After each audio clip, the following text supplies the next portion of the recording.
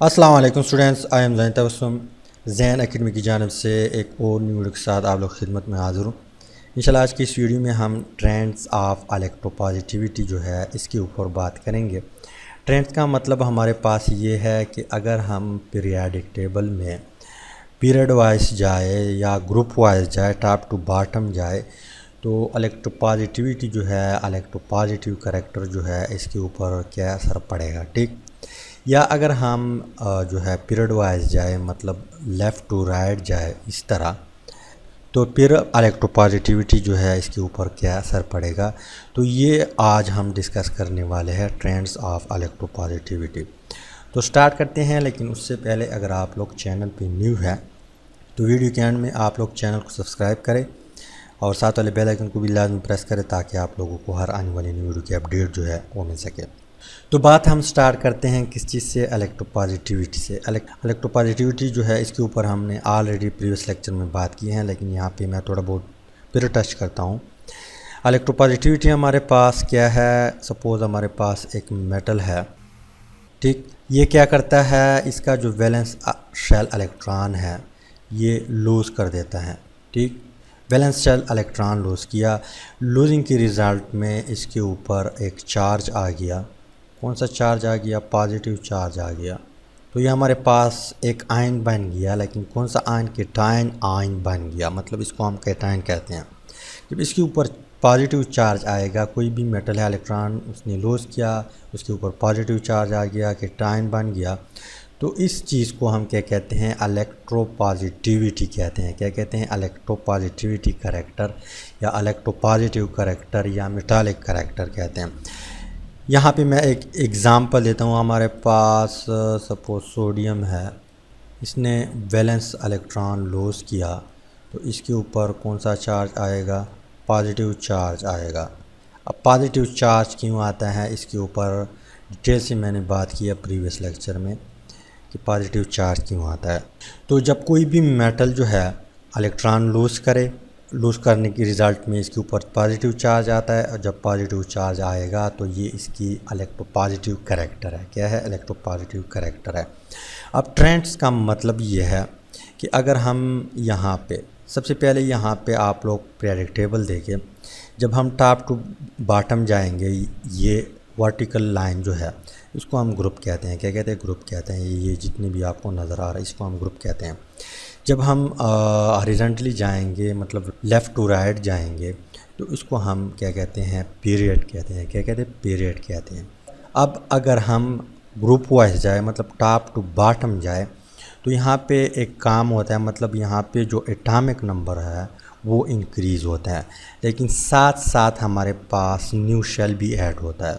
अब atomic number हमारे पास क्या है? Number of proton present in the nucleus, मतलब जितने नंबर ऑफ़ प्रोटॉन होंगे न्यूक्लियस में उसको हम एटॉमिक नंबर कहते हैं। अब हमें मालूम है, सपोज़ हमारे पास लिथियम है, इसका एटॉमिक नंबर हमारे पास 3 है, ठीक। एटॉमिक नंबर कितना है? 3 है। तो इट मीन्स के इसमें 3 प्रोटॉन होंगे। कितने प्रोटॉन होंगे? 3 प्रोटॉन होंगे। अब हमें ये भी मालूम है कि एक न्यूट्रल एटम जो होता है, न्यूट्रल एटम में number of proton is equal to होते हैं नंबर ऑफ़ इलेक्ट्रॉन। तो इट मीन्स कि यहाँ पे 3 इलेक्ट्रॉन भी होंगे शेल में। 3 इलेक्ट्रॉन रिवॉल्व करेंगे शेल में, 3 प्रोटॉन होंगे न्यूक्लियस में, ठीक। तो जब हम यहाँ पे ग्रुप वाइज जाए, मतलब टॉप टू बॉटम जाएंगे, तो यहाँ पे एटॉमिक नंबर इंक्रीज़ होता है, लेकिन साथ साथ हमारे पास न्यू शेल ऐड होता है। क्या होता है? न्यू शेल ऐड होता है। इसके अलावा अगर हम पीरियड वाइज जाए, मतलब लेफ़्ट टू राइट जाएंगे, तो वहाँ पे जो शेल है वो वही होगा, मतलब नंबर ऑफ़ शेल इंक्रीज़ नहीं होते, लेकिन हमारे पास जो एटॉमिक नंबर है वो इंक्रीज़ होता है।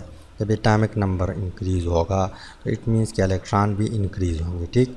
अब अगर हम इस पीरियड की बात करें, मतलब ये हमारे पास दूसरा पीरियड है, तो इट मीन्स कि यहाँ पे जितनी भी एटम है इसमें कितने शेल होंगे? इसमें 2 शेल होंगे। अगर हम 3 की बात करें तो यहाँ पे जितनी भी एटम है इसकी 3 शेल होंगे। यहाँ पे अगर हम 4 की बात करें तो यहाँ पे 4 शेल होंगे, यहाँ पे 5 शेल होंगे, यहाँ पे 6 शेल होंगे, यहाँ पे 7 शेल होंगे। ठीक, तो यहाँ पे अगर इस पीरियड में जितनी भी मेटल है, यहाँ पे एटम तो बहुत सारे हैं, मतलब नॉन मेटल भी है, मेटल भी है, तो यहाँ पे जितनी भी मेटल होंगे शेल वही होगा, लेकिन एटॉमिक नंबर इंक्रीज़ होगा। ठीक, ये पॉइंट आप लोगों ने नोट किया। अब हम आते हैं यहाँ पे बुक में बात लिखी हुई है, अगर हम ग्रुप वाइज जाए, यहाँ पे टॉप टू बॉटम जाएंगे तो इलेक्ट्रोपॉजिटिव करैक्टर जो है वो इंक्रीज़ होता है। क्या होता है? इंक्रीज़ होता है। लेकिन यहाँ पे एक क्वेश्चन क्रिएट होता है कि इलेक्ट्रोपॉजिटिव करैक्टर जो है या मेटालिक करैक्टर जो है जब हम टॉप टू बॉटम जाएंगे क्यों इंक्रीज़ होता है। ठीक, तो इसका आंसर हमारे पास ये है कि जब हम टॉप टू बॉटम जाएंगे तो न्यू शेल ऐड होता है। जब न्यू शेल ऐड होगा तो एटॉमिक साइज़ इंक्रीज़ होगा। क्या होगा? इंक्रीज़ होगा। अगर हम यहाँ पे फर्स्ट वन ग्रुप है हमारे पास, ये हमारे पास फर्स्ट वन ग्रुप है, अगर हम यहाँ पे लिथियम कंपेयर करें या हमारे पास हम कंपैरिजन करते हैं किस चीज़ के बीच? लिथियम और सोडियम के बीच। तो लिथियम जो है यहाँ पे हम देखते हैं कि लिथियम का साइज़ कितना है, सोडियम का साइज़ कितना है। ठीक, तो ये है हमारे पास लिथियम, इसका एटॉमिक नंबर हमारे पास कितना है? 3 है। तो ये इसका फर्स्ट शेल है, ये इसका सेकंड शेल है। अब एटॉमिक नंबर अगर 3 है तो इट मीन्स कि इसमें 3 इलेक्ट्रॉन है। कितने इलेक्ट्रॉन है? 3 इलेक्ट्रॉन है। ठीक, अगर 3 इलेक्ट्रॉन है तो फर्स्ट शेल में हमें मालूम है, एक रूल है कि फर्स्ट शेल में 2 इलेक्ट्रॉन आएंगे, जबकि इसके पास टोटल कितने इलेक्ट्रॉन है? 3 इलेक्ट्रॉन है, तो लास्ट शेल जो है इसमें 1 इलेक्ट्रॉन आएगा। तो ये हमारे पास लिथियम है। अब हम जाते हैं सोडियम जो है इसका साइज़ देखते हैं। तो यहाँ पे हमारे पास सोडियम का एटॉमिक नंबर कितना है? 11 है। क्या है? 11 है, मतलब नंबर ऑफ़ प्रोटॉन इसकी न्यूक्लियस में 11 प्रोटॉन है। तो ये हमारे पास फर्स्ट शेल है, ये हमारे पास सेकंड शेल है, ये हमारे पास थर्ड शेल है। तो यहाँ पे एक शेल जो है मज़ीद ऐड हो गया। क्या होगा? मतलब एक शेल जो है इंक्रीज़ हुआ। क्यों इंक्रीज़ हुआ? क्योंकि मैंने पहले आप लोगों को बता दिया कि जब हम टॉप टू बॉटम जाएंगे तो न्यू शेल इस तरह ऐड होता है। तो यहाँ पे फर्स्ट पीरियड, यहाँ पे सेकंड पीरियड है। पीरियड कौन सा है? सेकंड पीरियड है, ग्रुप 1 है। तो यहाँ पे 2 शेल होंगे। इस पीरियड के कितने शेल होंगे? 2 शेल होंगे। यहाँ पे तीसरा पीरियड है। कौन सा पीरियड है? तीसरा पीरियड है। तो यहाँ मतलब ये है कि यहाँ पे 3 शेल होंगे। तो यहाँ पे इस तरह 3 शेल है। तो यहाँ पे टोटल इलेक्ट्रॉन कितने हैं? टोटल इलेक्ट्रॉन हमारे पास 11 है। फर्स्ट शेल में कितने इलेक्ट्रॉन आएंगे? 2 इलेक्ट्रॉन आएंगे। ठीक, सेकंड शेल में कितने इलेक्ट्रॉन आएंगे? 8 इलेक्ट्रॉन आएंगे। जबकि इसके पास टोटल कितने इलेक्ट्रॉन है? 11 इलेक्ट्रॉन है। तो 2 और 8 हमारे पास 10 हो गए। और यहाँ पे ये लास्ट शेल जो इसमें 1 इलेक्ट्रॉन आएगा। ठीक, मैंने बता दिया कि रीज़न हमारे पास ये है कि इलेक्ट्रोपॉजिटिव करैक्टर जब हम टॉप टू बॉटम जाते हैं तो इंक्रीज़ होता है। क्यों इंक्रीज़ होता है? क्योंकि साइज़ पे डिपेंड करता है। किस चीज़ पे? साइज़ पे डिपेंड करता है। अब साइज़ पे क्यों डिपेंड करता है? क्योंकि हमें मालूम है कि यहाँ पे 3 प्रोटॉन भी है। प्रोटॉन के ऊपर पॉजिटिव चार्ज होता है, इलेक्ट्रॉन के ऊपर नेगेटिव चार्ज होते हैं। ये एक दूसरे को अट्रैक्ट करते हैं। क्या करते हैं? अट्रैक्ट करते हैं। अगर हमारे पास साइज़ कम है, मतलब साइज़ छोटा है, तो यहाँ पे जो न्यूक्लियर फोर्स है इसके ऊपर ज़्यादा लगेगा, इस इलेक्ट्रॉन के ऊपर। क्यों ज़्यादा लगेगा? क्योंकि ये न्यूक्लियस के करीब है। क्या है? न्यूक्लियस के करीब है। ठीक, अब अगर हम लिथियम और सोडियम के बीच कंपैरिजन करें तो यहाँ पे लास्ट शेल इलेक्ट्रॉन जो है ये न्यूक्लियस के करीब है, न्यूक्लियर फोर्स ज़्यादा लगता है, ये इसकी बीच फोर्स ऑफ अट्रैक्शन ज़्यादा होती है। तो यहाँ पे ये इलेक्ट्रॉन रिमूव हो जाना मुश्किल है एज़ कम्पेयर टू सोडियम। क्यों? क्योंकि यहाँ पे अगर लास्ट इलेक्ट्रॉन हम देखें तो यहाँ पे डिस्टेंस ज़्यादा है। क्यों डिस्टेंस ज़्यादा है? क्योंकि इसका साइज़ बड़ा है। यहाँ पे 3 शेल है, यहाँ पे 2 शेल है। जब डिस्टेंस ज़्यादा होगा तो यहाँ पे न्यूक्लियर फोर्स जो है बहुत कम पहुँचेगा। क्या होगा? कम लगेगा इसके ऊपर। ये अपनी आप की तरफ न्यूक्लियस कम खींचेगा। जब कम खींचेगा तो थोड़ी सी एनर्जी आप लोग देंगे तो ये इलेक्ट्रॉन इजीली रिमूव हो जाता है। जब इजीली रिमूव होगा क्या होगा, जब इजीली रिमूव होगा तो इसके ऊपर पॉजिटिव चार्ज आएगा। जब पॉजिटिव चार्ज जल्दी आएगा तो मतलब ज़ाहिर सी बात है कि इलेक्ट्रोपॉजिटिविटी इंक्रीज़ होगी। क्या होगी, इंक्रीज़ होगी। लेकिन यहाँ पे एक दूसरा रीज़न है, यहाँ पे शील्डिंग इफ़ेक्ट भी है। क्या है, शील्डिंग इफ़ेक्ट है। न्यूक्लियर चार्ज तो हमने डिस्कस किया, शील्डिंग इफ़ेक्ट भी है। यहाँ पे अगर आप लोग देख ले, यहाँ पे नंबर ऑफ़ प्रोटॉन ज़्यादा है, नंबर ऑफ़ इलेक्ट्रॉन भी ज़्यादा है।